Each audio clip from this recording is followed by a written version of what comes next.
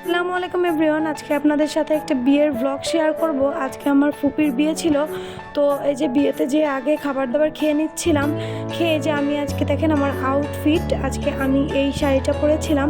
শাড়িটা আমার খুব পছন্দের একটি শাড়ি। আর এই যে আমি খাওয়া শেষে আরসিটা নিয়ে, মানে ঠান্ডা পানি ওটা নিয়ে হাতে করে নিচে চলে যাচ্ছিলাম লিফটে করে, যেহেতু বর আসবে। আর এই যে আমার মেয়ে, দেখেন আমার মেয়ের আউটফিট। আমরা সবাই বর দেখার জন্য নিচে নামছিলাম সিঁড়ি দিয়ে।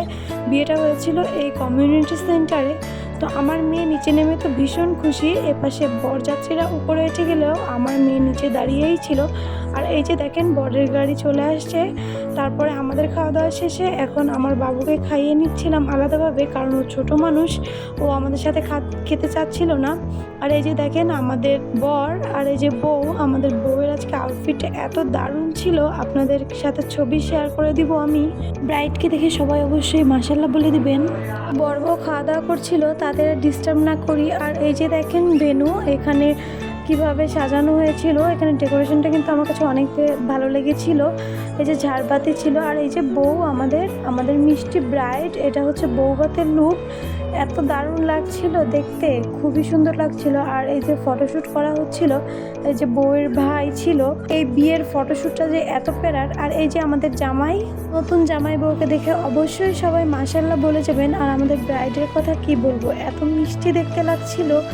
আর রেড কালারটা মনে হচ্ছিল তার জন্যই শুধু বানানো হয়েছে, এত সুন্দর লাগছিল রেড কালারটা পরার পরে। আর এই যে দেখেন অনেক অনেক মানুষ এসেছিল বিয়েতে। এখানে আমাদের নিসারা বলে, মানে এখানে টাকা বাঁধে সবাই এসে, তো এটা আমাদের একরকম নিয়ম বলা যেতে পারে। তো এরকম বাজছিল। আর এই যে আবার বউকে দেখাচ্ছিলাম, এই যে বউ দেখেন ফ্যামিলি সবাই সহকারে ছবি তুলছিল, এত সুন্দর লাগছিল। আর সবার শেষে বৌভাতের দিন আমাদের ব্রাইড এই যে খেতে বসেছিল। এই যে আমরা সিঁড়ি দিয়ে এখন নেমে চলে যাচ্ছিলাম, বিয়ে যেহেতু শেষ আমরা এখন সবাই বাসার দিকে চলে যাব।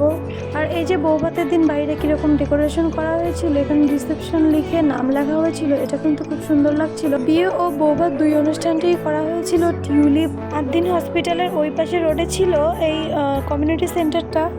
বিয়ে থেকে এসে আমার মেয়ের পা দেখাচ্ছিলাম, হাতে কি সুন্দর করে মেহেদি দিয়ে দিয়েছিলাম, সেগুলো দেখাচ্ছিলাম। আমরা যেহেতু বিয়ে থেকে চলে এসেছি এবং বিয়েতে এত হয়েছে আপনাদের দেখাতেই পারিনি, আমরা মা মেয়ে কীভাবে মেহেদি দিয়ে এসেছিলাম। আর আমার মেয়েটা মেহেদি দিতে এত বেশি পছন্দ করে, সুন্দর করে বসে মেহেদি দিয়ে থাকে। আজকের ভিডিওটা আপনাদের কাছে কেমন লেগেছে অবশ্যই আমাকে কমেন্টস করে জানাবেন। আপনাদের কমেন্টসগুলো পড়তে আমার কিন্তু খুবই ভালো লাগে। আর এরকম বিয়েবাড়িতে সবসময় দাওয়াত পড়ে না, শীতের সময় বেশি রকম দাওয়াত পড়ে। আর শীত চলে গেল, এবার বিয়ের দাওয়াতও শেষ। এবার বিয়ের দাওয়াত কিন্তু 2-3টা পেয়েছিলাম। আর মজার ব্যাপার হলো আমাদের একদিনেই পড়েছিল, তো আমরা 2টা বিয়েতে অ্যাটেন্ড করতে পেরেছিলাম। যে পর্যন্তই, আল্লাহ হাফেজ।